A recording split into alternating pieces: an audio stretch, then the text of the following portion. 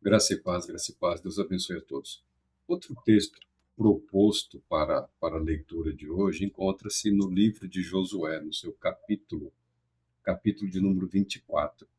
Os dois primeiros versículos desse capítulo mostram Josué, após o período de intensas batalhas pela conquista da terra prometida, ele já envelhecido, cansado, ele convoca as autoridades do povo para celebrar a renovação da aliança, a renovação do pacto. E eles se reúnem em Siquém.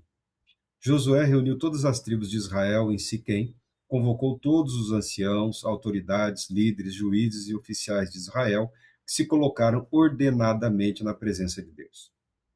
Então declarou Josué a todo o povo: Assim diz o Senhor, Deus de Israel: Há muito tempo, além do rio, o Eufrates, viviam vossos antepassados, onde cultuavam a, e serviam a outros deuses, inclusive Terá, pai de Abraão e pai de Naor. Assim inicia a convocação do povo. Uma palavra profética.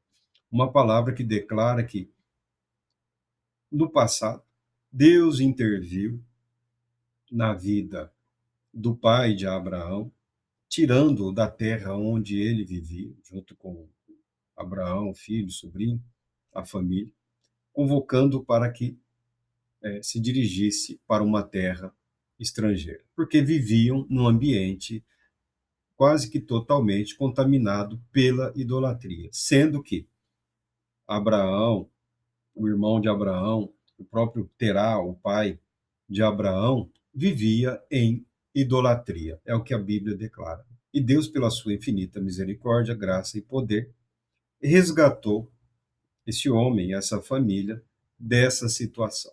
E Josué passa a narrar toda a história de livramento, toda a história de bênçãos de Deus, através de Abraão, através dos filhos, através da, da família de Israel, do clã, da tribo, a ida para o Egito, a escravidão, o livramento, a perseguição, o sustento dado por Deus. Agora eles estavam reunidos em Siquém e Josué, prestes a deixar a liderança por conta da sua velhice, ele não tinha muito mais tempo de vida, lembrando que o início das batalhas foi pela posse da terra. Josué estava lá com seus 80 anos de idade, 80 anos de idade, tá?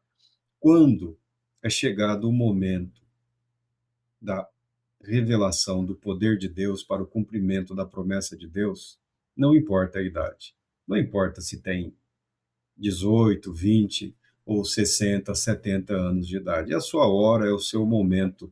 Aproveite a oportunidade e sirva a Deus com integridade, com dedicação. E Josué é esse líder. Josué é esse homem que lidera as batalhas, que assume a responsabilidade de estar à frente do povo, que teve como sua liderança Moisés. Moisés, o grande líder Moisés. Agora Josué está fazendo o seu trabalho, e enquanto a terra é conquistada, as batalhas são travadas, as tribos vão ingressando cada qual no domínio que haviam conquistado. Josué percebe que entre o povo está surgindo um movimento de contaminação pela idolatria. E ele convoca todas as autoridades do povo para a celebração da renovação do pacto, para o compromisso espiritual com Deus, para que o povo jamais se esquecesse que Deus, o Senhor Deus, é quem os estava colocando naquela terra. O ambiente idólatra não nos interessa muito, eu evito falar sobre as questões. Mas em Siquém, a divindade que predominava nos cultos dos povos daquela terra antes dos judeus era Baal-Berite. Baal-Berite é o senhor da aliança, ou Deus da aliança, o Deus do pacto. tá bom? Então, há um jogo de palavras aqui. Quando Josué convoca o povo a renovar o pacto, a aliança com Deus, ele está fazendo distinção entre o Deus de Israel, entre o Deus verdadeiro, o Deus de Terá, o Deus de Abraão, o Deus de Isaac, o Deus de Israel, e as divindades daquela terra que estavam ganhando espaço no coração. Por que ganhavam espaço? Porque os cultos pagãos daquele período eram bastante promíscuos, tá? O caminho um dos caminhos é sempre esse, a sensualidade e coisas do gênero. E esse capítulo 24, ele é o capítulo famoso, né, que Josué afirma. Porém, se não vos parece bem servir ao Senhor, escolhei agora quem quereis servir. Se as divindades a quais serviram os vossos antepassados, além do rio Eufrates, na terra da Mesopotâmia, ou os deuses dos amorreus, em cuja terra agora habitais. Eu e minha casa serviremos ao Senhor, o Deus que celebra o pacto, o Deus da aliança, o Deus que é fiel, o Deus que estabelece princípios, o Deus que estabelece um padrão elevado de vida, de conduta, de valores, valores estes que, naquele momento, parte do povo estava tendendo a abandonar.